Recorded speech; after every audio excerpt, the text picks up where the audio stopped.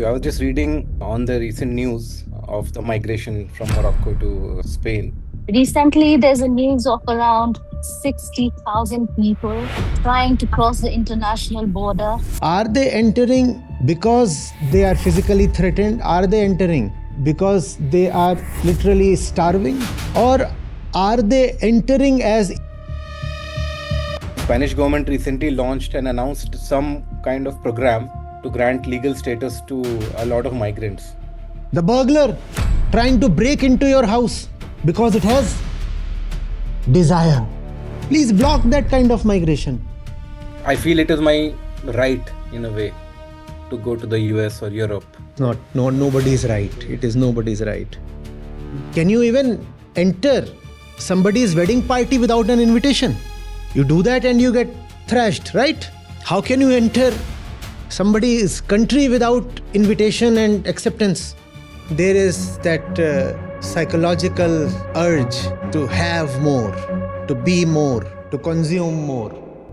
But if boundaries are to be erased from the map, you'll have to ask yourself,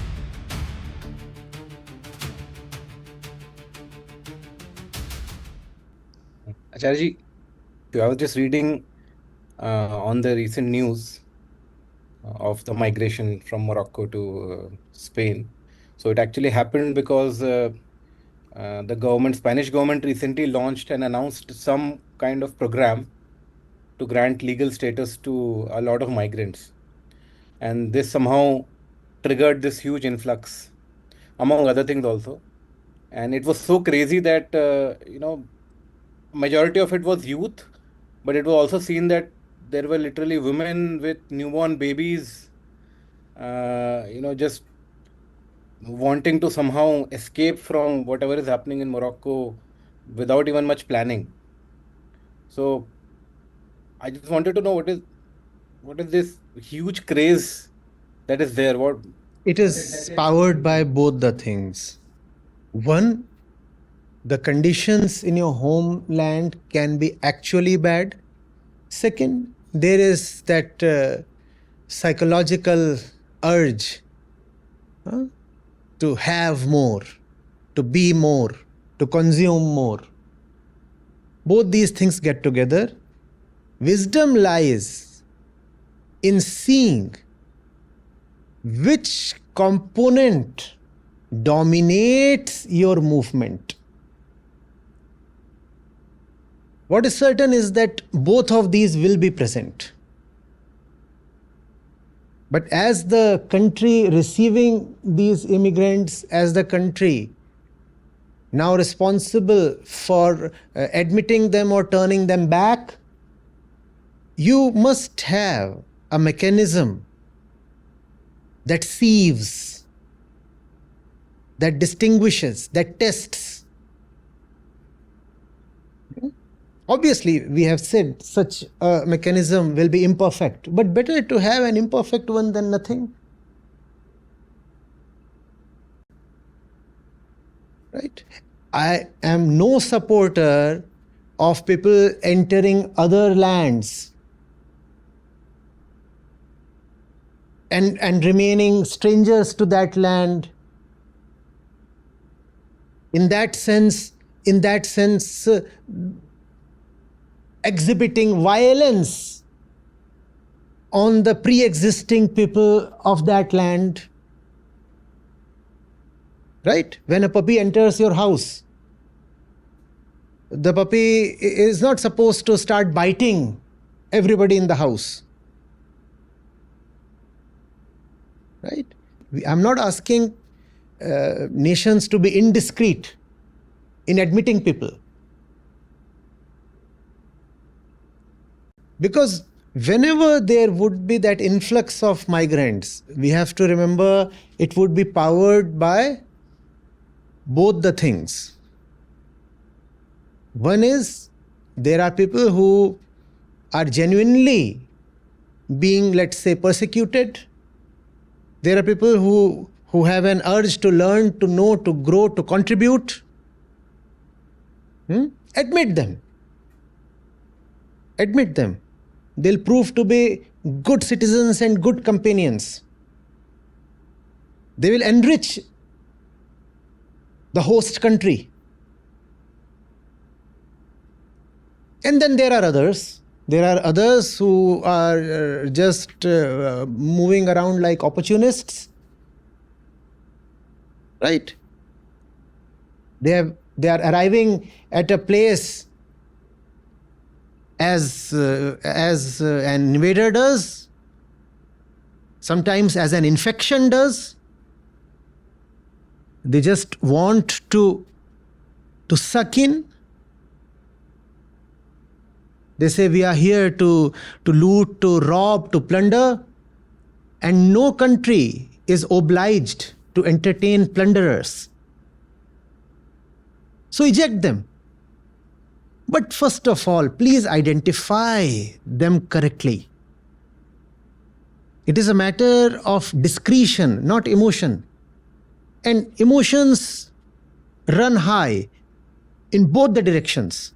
There are those who say, admit both the puppy and the thief, and then there are those who say, no, keep your doors closed to both.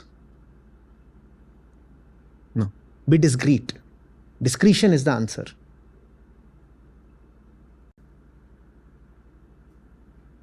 There are always, in the immigration issue, especially in the European countries, also in the US, there are always these two sides. There are always these two sides, and ideals won't help. Ideals won't help. Wisdom helps, discretion helps, facts help, not ideals, not ideologies.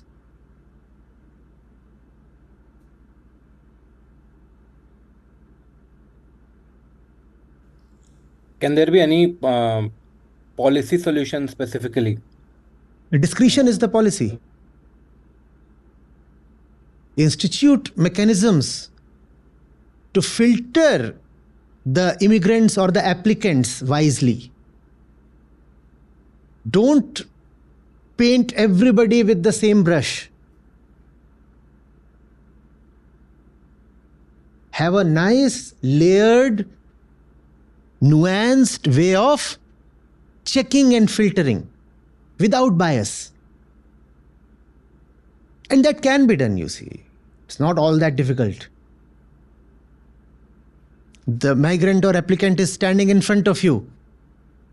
You can ask him to go through as many tests as you like. But let there be impartial tests. Most of the opposition comes from cultural arguments. That if the immigrants are coming, they have to assimilate, they have to learn our language. Then we are fine to admit them. See, even in that... Is there any merit behind this? Yes, there is merit. Even in that, you see, there are two components. You are admitting someone and the fellow says, I will not learn your language at all. There are going to be practical problems. It is not a matter of ideology or chauvinism.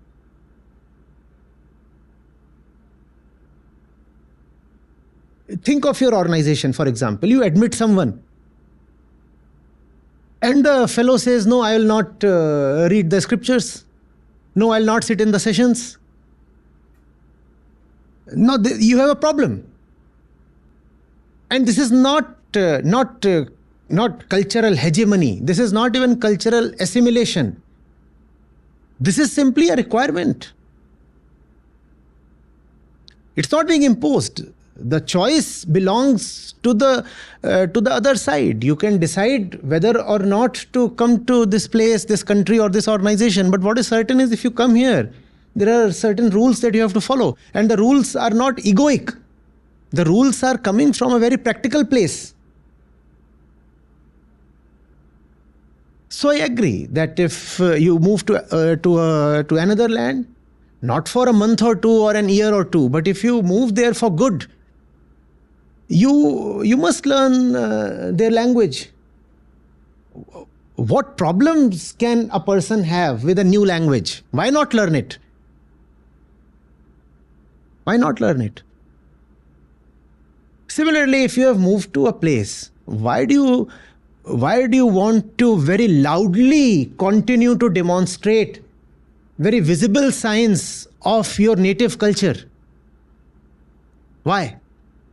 Is that not aggression? In a public place, if you continue to wear what you are accustomed to wearing,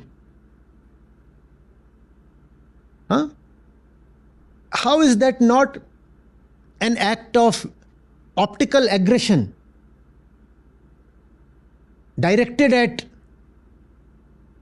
the citizens of the new country, your host country? So that's one part of it.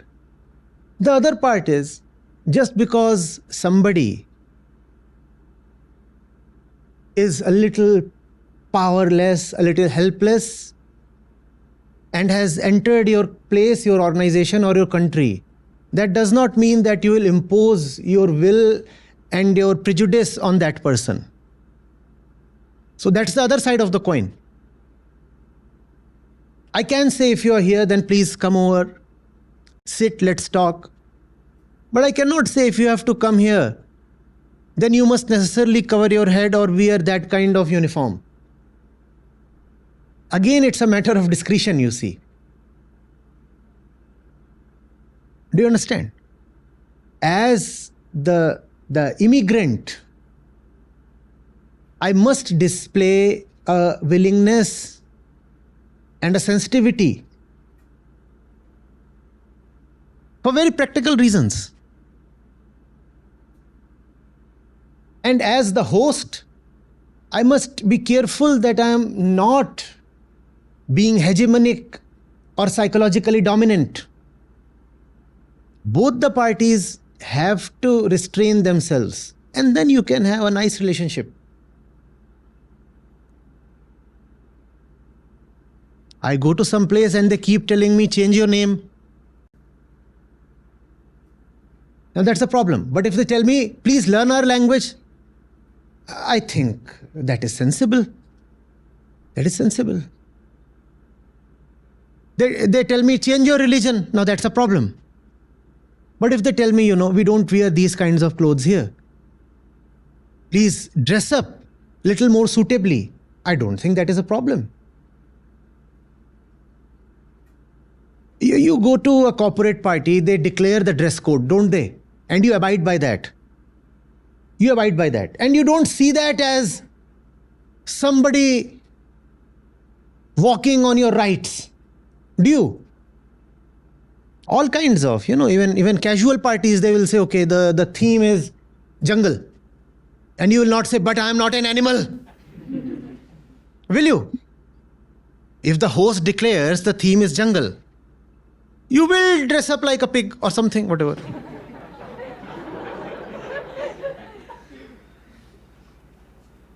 That is fine. And if you don't find that fine, kindly refuse the invite. You cannot say, I will come to the party and the theme is jungle and I am dressed in formals, 3-piece. No, you are playing the spoiler. This is not done. You are spoiling the fun. You don't like the theme or the party, simply don't go. But you are saying, I will go, I will enter that country, but I'll wear what I want to wear. No, that's not done, sir. That's not done. Do you say the same thing in military? Do you say the same thing even in your office? Can you arrive at your workplace in your undergarments? I mean, only in your undergarments. You don't do that, right? You follow that norm, which is fine. It helps things, have things work. It's simply practical, sensible. So the host must not turn into a bully,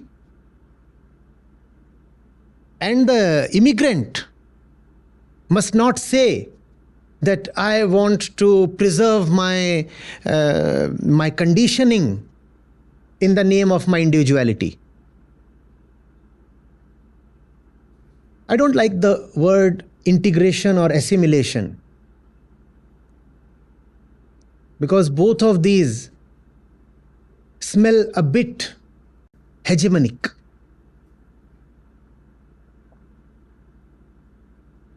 They sound a bit like conversion.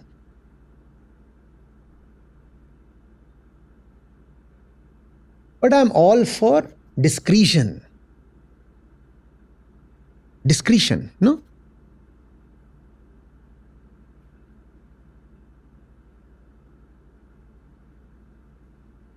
Just one argument that comes in mind many times.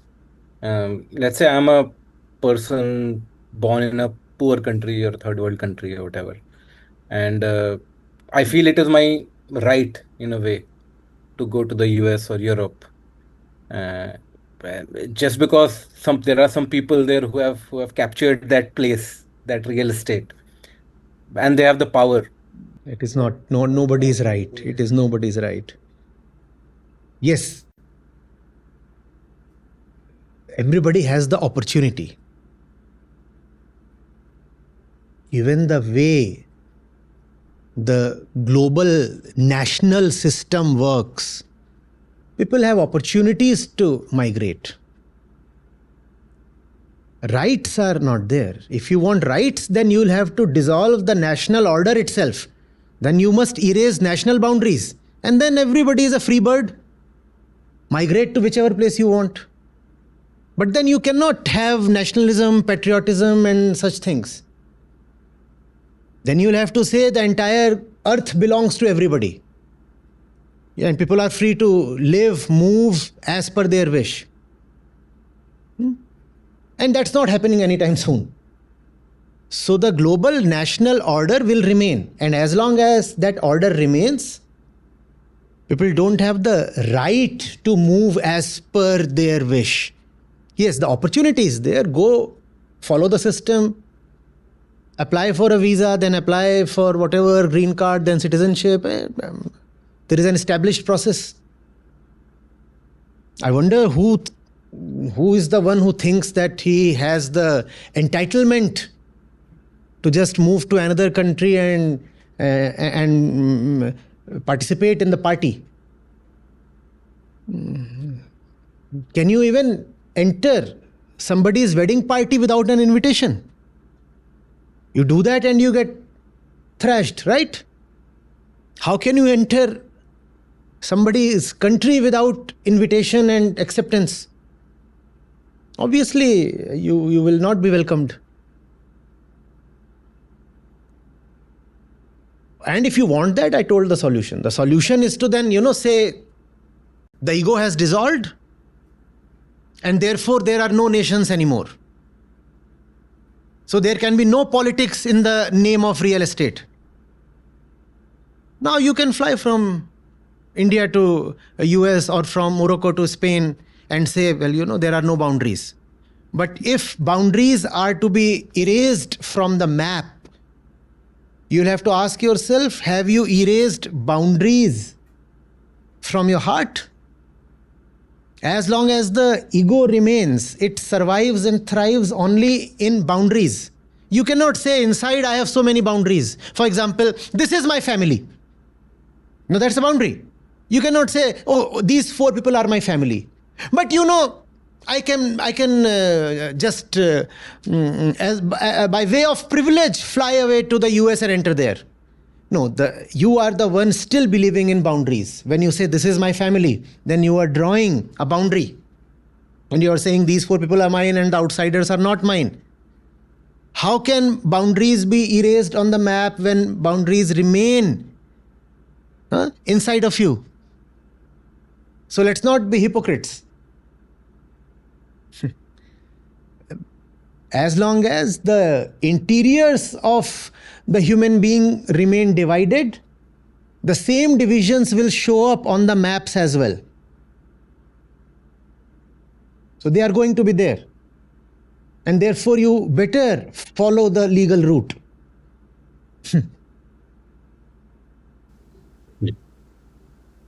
Thank you. Thank you. Namaste, Acharya ji. My name is Shubhangi, and I am part of the Gita community for more than 2 years now. And I work as an IT architect and live in Munich, Germany for past 10 years. And we met recently in UK. Today, my question is on the huge migration happening globally. Recently, there's a news of around 60,000 people trying to cross the international border from Morocco to the Spanish enclave of Ceuta. And the crisis being so huge that the military action has to be called. We also heard that nearly 40 people died while trying to cross the border. We have seen similar situations across other international borders too, for example, USA and Mexico. My question is that what inside a human being is so convinced that their actual life lies somewhere beyond an international border or any border which they are yet to cross, even to the point of risking death. There can be perfectly legitimate and justifiable reasons for crossing over into some other land, other country. Fundamental thing is that the human being did not evolve to remain confined to a particular piece of land, right? So movement is natural, prakritik. It's all fine. We love migratory birds, no?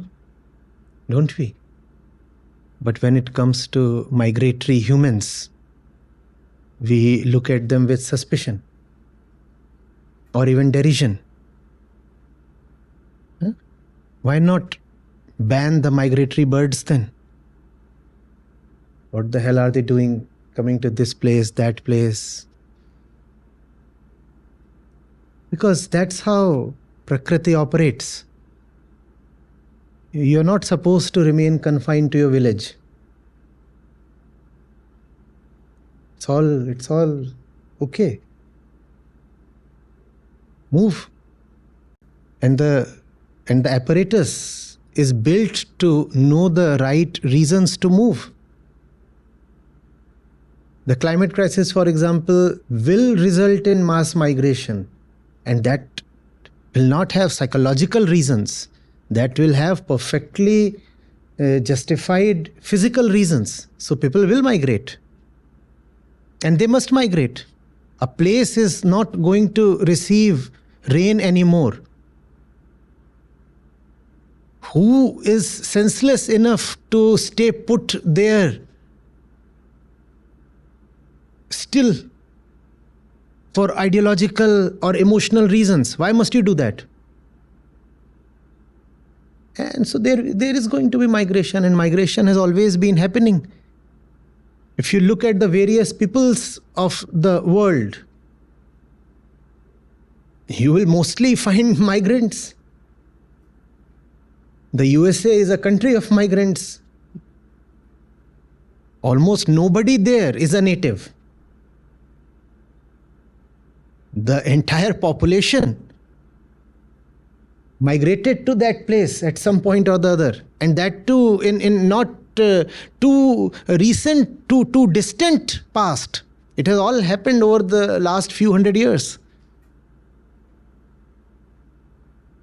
Similarly, other places. In India too. We know of 4 different kinds of races that exist. There is that which can be broadly called as the North Indian Aryan thing, then the South Indian Dravidian thing, then there are the natives, the originals, the tribals, and then there are people of the Northeast. So obviously people were continuously moving and mingling. And all that is not just fine, but probably beautiful. Nature wants you to move. It is society that places the burden to remain loyal to your little ancestral farmland in your patriarchal village. And I'm pretty sure even this gathering that we have here, how many of you have been living in Greater Noida since 10 generations? Please raise your hand. Everybody here, every single person here is a migrant. You all came from other places, no? In fact, some would have entered this city just a few months back, some a few years back. All that is fine. Now, very distinct from Prakritic movement is the movement inspired by the ego.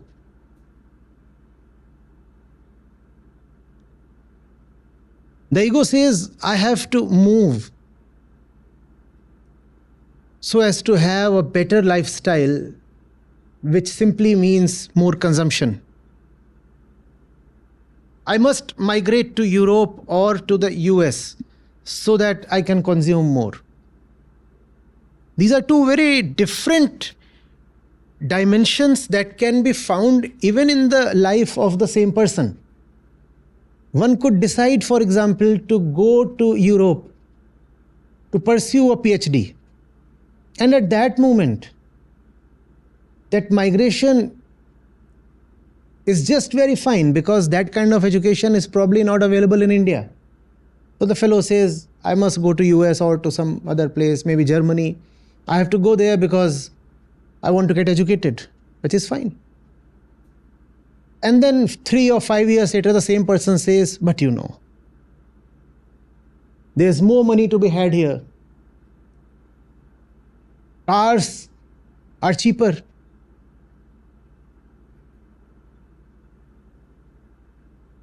So therefore, I'll stay put. Now, that's a different axis. Do you understand this? There is a movement for the right reasons coming from the Prakritic center. And then there is a movement coming from the center of delusion.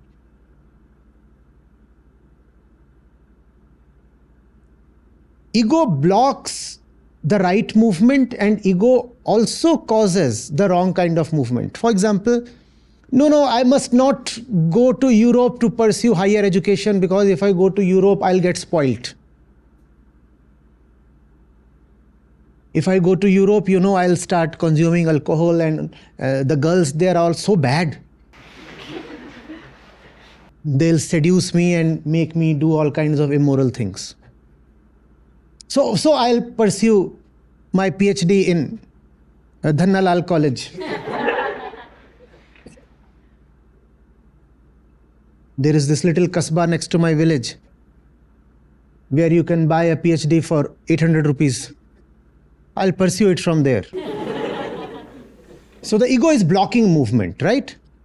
Ego can work both ways. It can block the right movement and it can cause the wrong movement.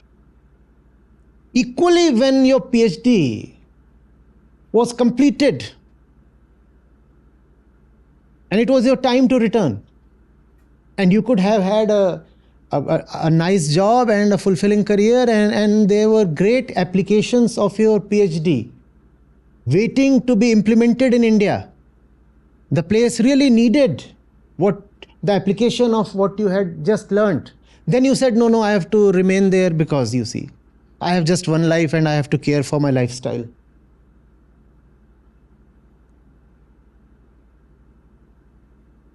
Plus now I have Kim in my life.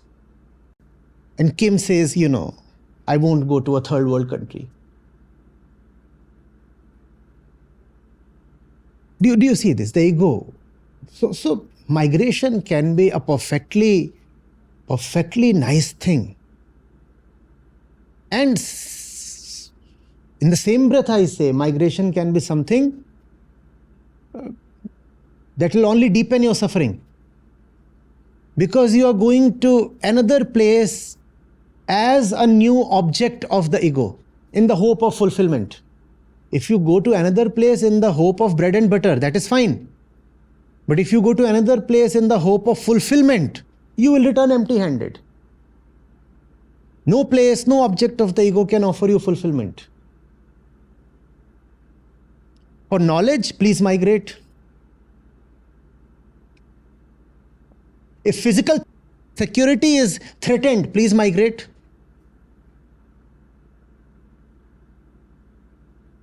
Fine. For the sake of sheer livelihood, please migrate. If your native place cannot offer you even the basic standards of decent living, then you are fully justified in migrating to another place. But if you are migrating because you know you will get the great life there, then you will be just disappointed, or you will participate in the kind of consumptive ruin that the West is demonstrating every day. When migrants are entering a developed country, therefore, things have to be seen clearly. Are they entering because they are physically threatened? Are they entering because they are literally starving? Or are they entering as invaders too? These are two different things. These are two different things. It's raining. It's raining cats and dogs, and that little puppy is trying to sneak into your house. That's one kind of migration. And the puppy has lost its mother. Right? And you hear it crying outside your door. Please open the door. Allow that kind of migration.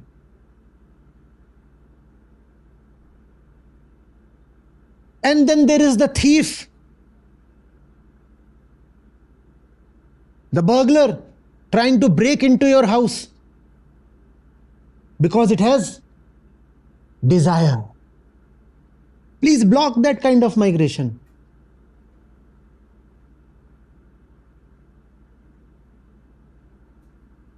The problem cuts both ways. There are those who say, no, if you are allowing the puppy, also allow the thief. No. There has to be a distinction. And then there are those who say, no, do not allow the thief and also do not allow the puppy. No. Please don't do this. The puppy deserves some sanctuary, some asylum. Allow that migration. Strategy. Question is, in the end, it's the ego deciding whether it's the situation of a puppy who lost his mother, or it's the situation of a thief, actually, who just... So because you are asking this question, therefore you have to make this decision for yourself. And you must also ask yourself why seeing that distinction is so difficult. We cannot see that distinction among others because we do not see that distinction in our own inner operations. The thief poses as the puppy, and the puppy looks like the thief in our own inner life. Therefore, we cannot distinguish one from the other when it comes to our outer life also. So we then want blanket solutions. We say ban both the thief and the puppy, or we say let's be very liberal and allow both the puppy and the thief. No, one has to be allowed and the other has to be blocked. And yes, the filtering will always be imperfect. But imperfect filtering is much better than those blanket solutions, either of them. Acharya, is there a chance that this continuous imperfect filtering eventually gets better? And how? One doesn't know what becomes of it. It all depends on your intent. If you have honesty, you will filter honestly. And if you filter honestly, you can have a great land of migrants.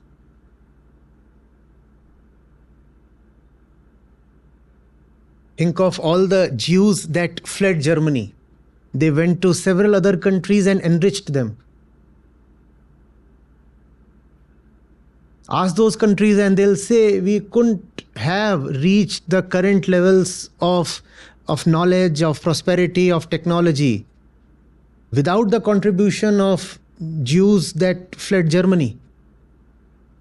So many countries are actually powered by immigrants. So you block immigrants and you are blocking all the goodness that can come to you along with immigrants.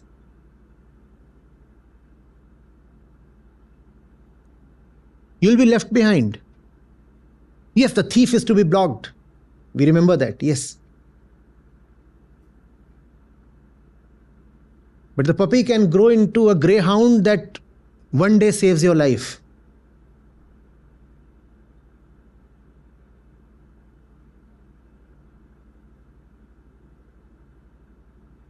You can take your time and think of more reasons to declare the puppy a thief. Huh? We can meet next week. Yes. Thank you, Acharya. Yeah. Sorry to disappoint.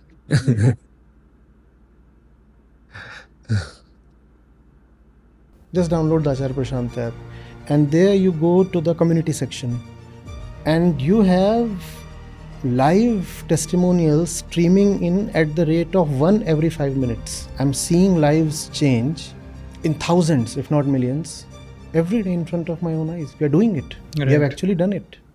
Join the community of more than 2 lakh participants on the Acharya Prashant app. Your first month is completely free. You'll get full access to Gita Mission. On the app, you will get regular live sessions, daily exclusive conversations with Acharya Prashant, access to the vibrant Gita community, wisdom exams, curated news, audiobooks, quotes, and much more. Search Acharya Prashant on Google Play Store or Apple App Store and download now.